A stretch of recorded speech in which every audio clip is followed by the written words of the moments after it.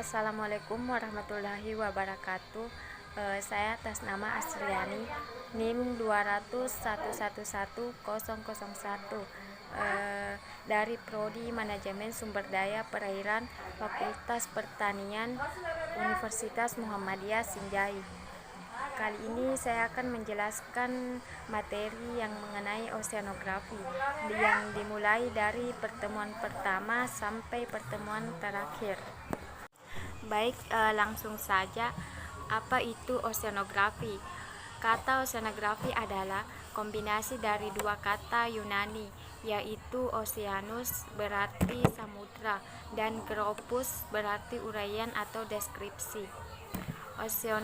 Oceanologi dapat didefinisikan secara sederhana sebagai ilmu yang mempelajari lautan.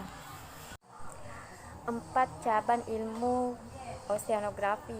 Yang pertama fisika oceanografi, yang kedua geologi oceanografi, yang ketiga kimia oceanografi, dan yang keempat biologi oceanografi. Sejarah oceanografi.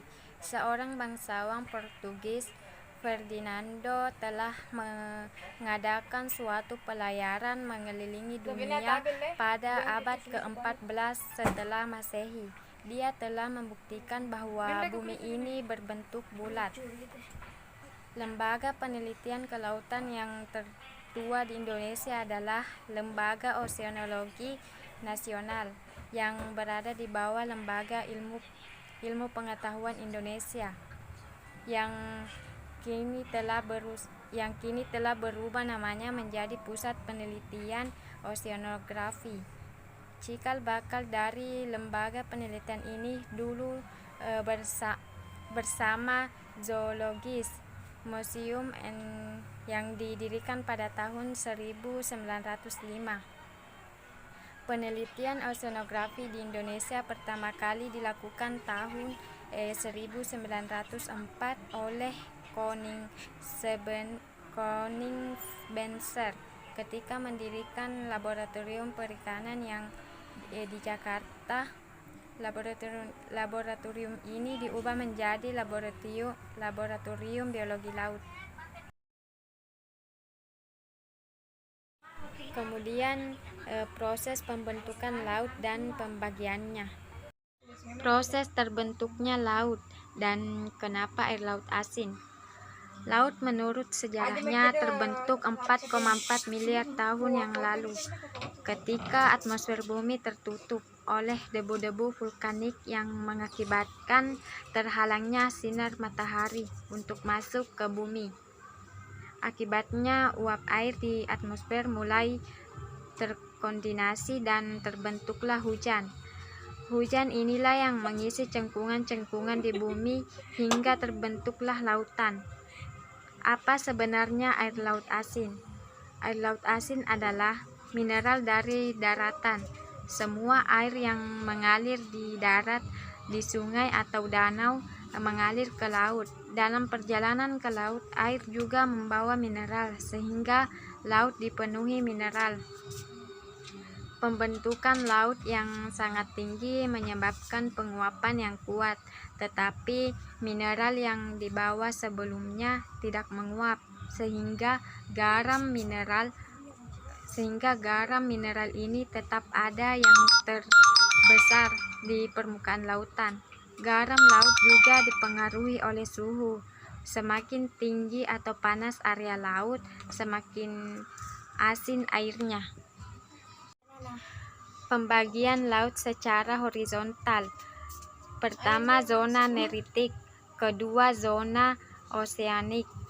Pembagian laut secara vertikal, yang pertama zona fotik dan zona afotik.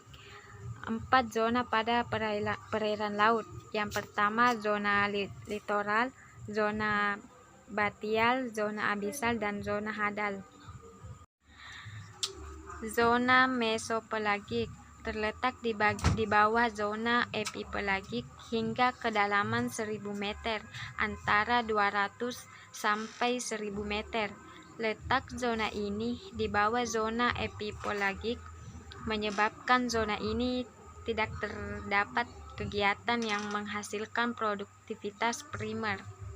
Zona epipelagik, zona yang terdiri dari permukaan hingga kedalaman 200 meter. Pada zona ini cahaya matahari masih dapat menembus perairan sehingga masih dapat melakukan fotosintesis.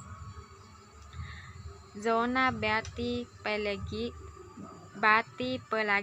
Zona batipelagik terletak pada kedalaman 1000 meter sampai 4000 meter. Sifat-sifat fisik di zona ini relatif sama. Zona abisopelagik. Zona ini terdiri dari kedalaman 4000 meter hingga ke dasar laut. Pada zona ini tidak ada cahaya, suhunya dingin dan tekanan air tinggi. Pada zona ini tidak ada cahaya kecuali cahaya yang dihasilkan oleh hewan laut yang hidup di zona ini.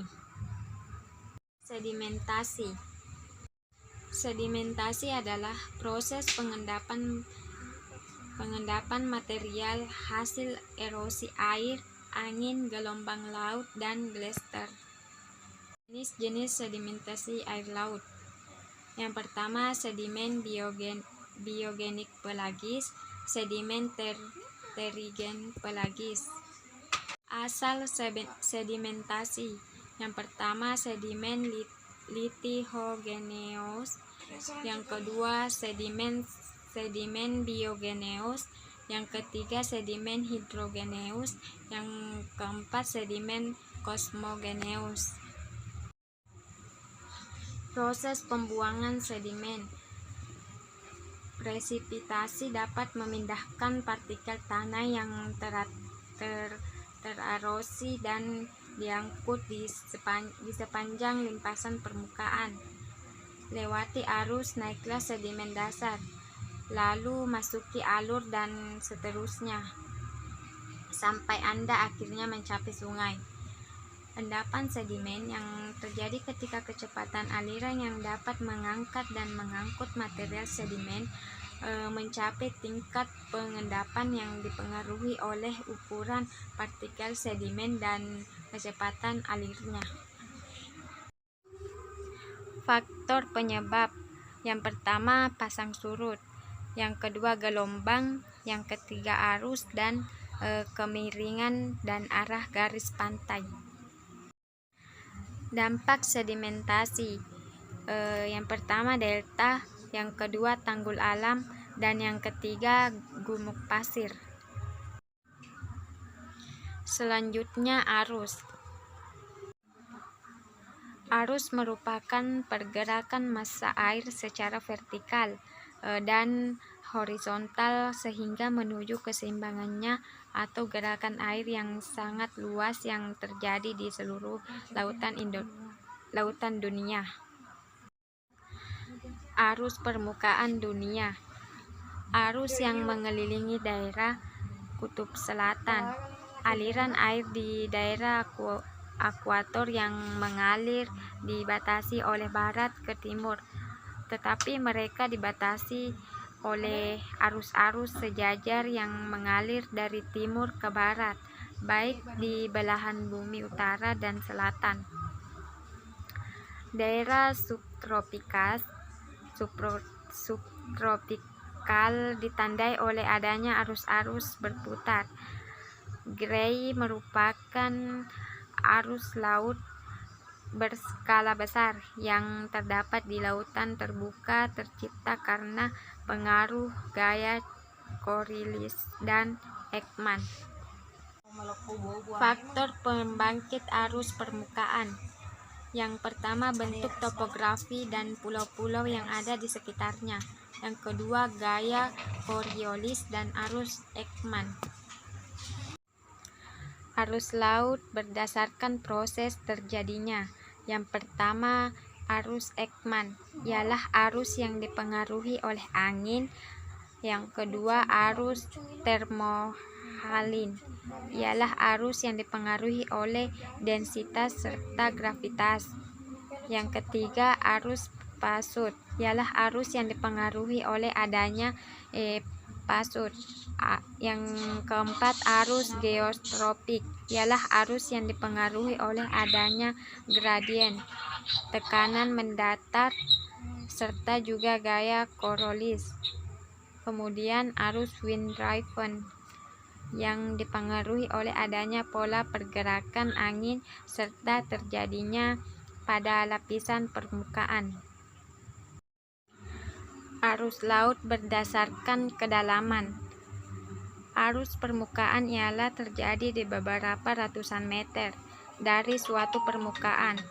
Bergeraknya ialah dengan arah horizontal serta juga dipengaruhinya oleh pola sebaran angin. Arus dalam ialah terjadi jauh pada dasar kolom perairan.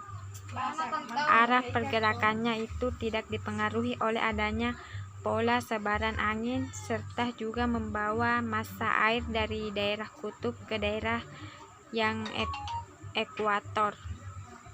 Selanjutnya rangkuman materi tugas. Pembagian zona pada laut dalam. Zona litoral atau wilayah pasang surut.